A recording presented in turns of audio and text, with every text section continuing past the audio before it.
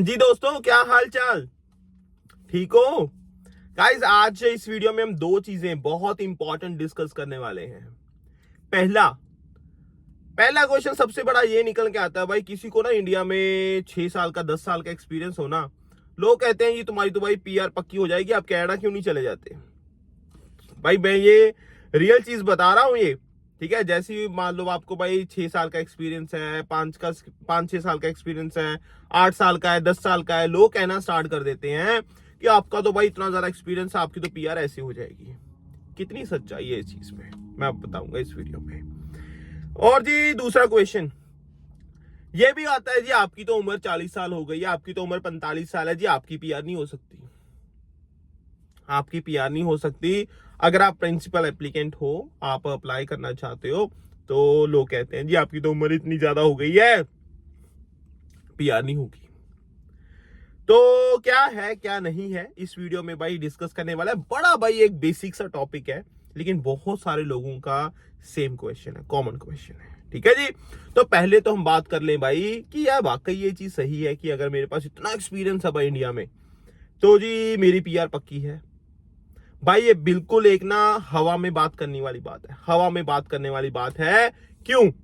क्योंकि भाई जब हम एक्सप्रेस एंट्री, ठीक है जी, इसकी बात करते हैं ना, और तो भाई ये होता है उसमें कि अगर मान लो जब हम स्कोर कैलकुलेट करते हैं, ठीक है, मैं भाई कोई पीएनपी प्रोग्राम्स की बात नहीं कर रहा, ठीक है, प्रोविंसेस के जो प्रोग्राम होते हैं उसकी बात नहीं कर रहा। इनफैक्ट उसमें भी भाई ये है ना, आपको कुछ ना कुछ तो चाहिए होगा ना, ठीक है, उसमें भी मैं आता हूँ भाई, ठीक है, उसमें भी आता हूँ, वो एक अलग चीज है। बट जो ये पर्टिकुलर हम बोलते हैं कि भाई इतना एक्सपीरियंस है तो आपकी पीआर पक्की है, जब एक्सप्रेस एंट्री में अपना स्कोर कैलकुलेट करते हैं ना भाई, सीआरएस कैलकुलेट करते हैं, तो जो फॉरेन एक्सपीरियंस होता है, मतलब आप इंडिया में हो या पाकिस्तान में हो, नेपाल में हो, बांग्लादेश, कहीं पे भी हो, आपके पास भाई चाहे 3 साल का एक्सपीरियंस है चाहे उससे ज्यादा है, आपके सेम पॉइंट ही कैलकुलेट होते हैं। 3 साल उससे ज्यादा सेम पॉइंट ही कैलकुलेट होते हैं, फिर चाहे आपके पास 10 साल का एक्सपीरियंस है, फिर चाहे 15 साल का एक्सपीरियंस है, फिर चाहे 20 साल का एक्सपीरियंस है, इससे कोई लेना देना नहीं है भाई किसी का भी। तो पहले तो भाई ये कहना बंद कर दो कि भाई अगर आपके पास इतना एक्सपीरियंस है तो जी आपकी तो पीआर पक्की है। भाई बिल्कुल गलत चीज है, बिल्कुल गलत चीज है। उनका एक्सपीरियंस उतना ही माना जाएगा जितना 3 साल वाले का माना जाएगा। मेरे पास भाई 4-5 साल का एक्सपीरियंस है इंडिया में, 6 साल का इनफैक्ट, ठीक है। 3 साल वालों की कंपेयर भाई वही स्कोर मिलते हैं, वही पॉइंट मिलेंगे आपको, वही पॉइंट मिलेंगे। फिर आपका स्कोर उसी हिसाब से कैलकुलेट होगा, फिर उसी हिसाब से भाई आपका आईटीए आएगा। अगर आपका मान लो कट ऑफ गया जी 500 का, आपका स्कोर था 520, तो आपका नंबर आ जाएगा, आपकी पीआर हो जाएगी, फिर उसमें कोई चक्कर नहीं है, ठीक है जी। भाई ये चीज है, ये चीज है।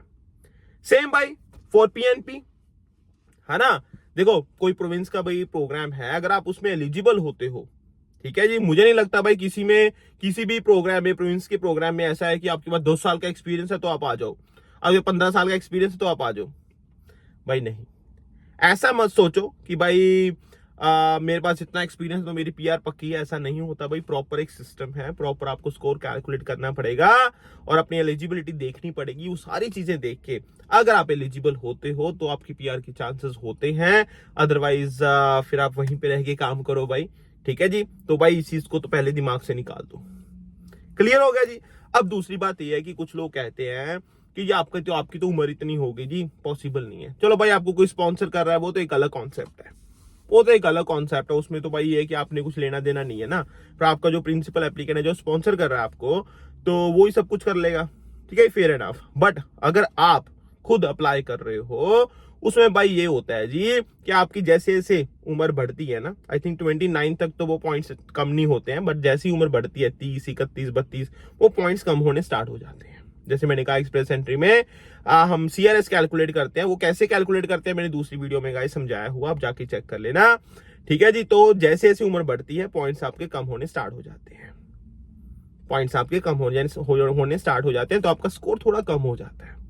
पर उसमें भी मैं ये नहीं कहूंगा, क्योंकि हमारे पास अभी आज की डेट में इतनी ज्यादा ऑप्शंस है, ठीक है जी, तो हो सकता है भाई उसमें नंबर आ जाए, कैटेगरी बेस्ड ड्रॉ है आपके, या जनरल का चलो इतना हाई कट ऑफ है, बट फिर भी भाई you never know, may be आपका नंबर, मे बी आपको फ्रेंच आती हो, मे बी आपके पास बहुत सारी ऑप्शंस हो, ठीक है ना।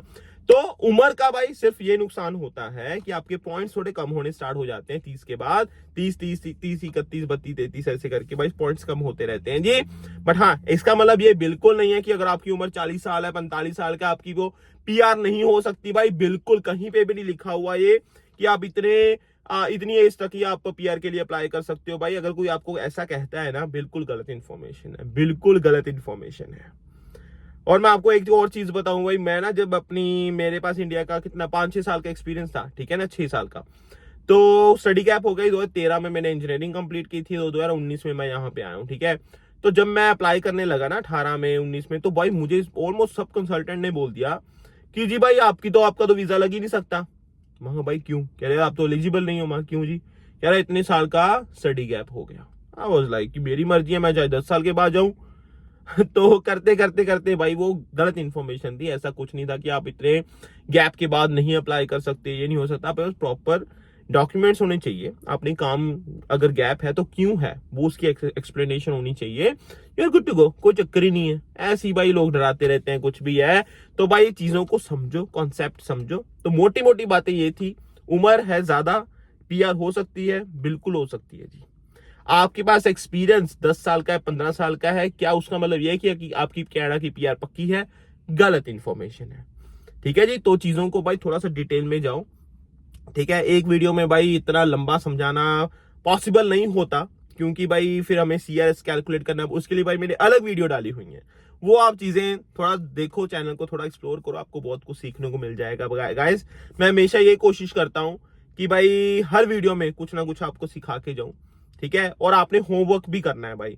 मैंने बहुत सारे लोग कहते हैं, वो कहते हैं यार ये नहीं बताया भाई। यार कितने भाई, आपने खुद भी थोड़ा बहुत काम करना है, खुद भी थोड़ा बहुत होमवर्क करना है। मैंने बोला था यार कि भाई एलएमआई के बिना आपको इस प्रोग्राम के थ्रू, ठीक है जी, यहाँ पे वर्क परमिट मिल सकता है। भाई आप जाके देखोगे तो सही ना कि ये प्रोग्राम है क्या। ओ गॉड, मतलब यार ये मतलब प्लेट पे दे दो जी सब चीजें रख के। मैंने रील डाली, उस पे बोला जी कि हाँ जी भाई सिर्फ इन, भाई मुझे पता है सिर्फ इन कंपनीज के लिए है, बट आप थोड़ा बहुत होमवर्क तो करोगे कि 1 मिनट की रील जो होती है या 50 सेकंड की होती है। मैंने बोला उसमें कि भाई यूट्यूब चैनल पे मैंने वीडियो डाली हुई है फुल, अब वो जाके देखो। अब देखना ही नहीं है भाई लोगों को, भाई इधर उधर चीजें बस भगानी है बस, है ना। थोड़ा भाई होमवर्क तो कर लो, होमवर्क तो कर लो भाई, बहुत इंपॉर्टेंट चीजें हैं। तो ये चीजें यार थोड़ा ना देखा करो, थोड़ा अपना कॉमन सेंस, थोड़ा दिमाग थोड़ा सा ना खोल के रखा करो, क्योंकि भाई चीजें ये ऐसे नहीं होती कि मैं यार एक वीडियो में सब चीजें समझा दूंगा A to Z। भाई इमिग्रेशन सिस्टम है यार, आप थोड़ा होमवर्क करके रखो। मैं आपको बेसिक्स बता सकता हूँ, बेसिक्स बता सकता हूँ, बाकी आपको फुल डिटेल में कोई चीज समझ नहीं है भाई, तो 1-to-1 सेशन हम करते हैं भाई।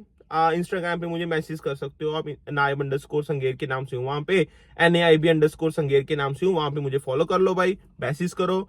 हम डेफिनेटली 1-to-1 सेशन हम प्लान कर सकते हैं, कोई चक्कर नहीं है। बाकी भाई ये था जी आज का टॉपिक, आज की video. And see you next time video topic and discussion. बाकी वीडियो अच्छी लगी हो तो भाई चैनल को सब्सक्राइब कर देना। Take care, bye bye, enjoy, अपना ध्यान रखना, बाय बाय।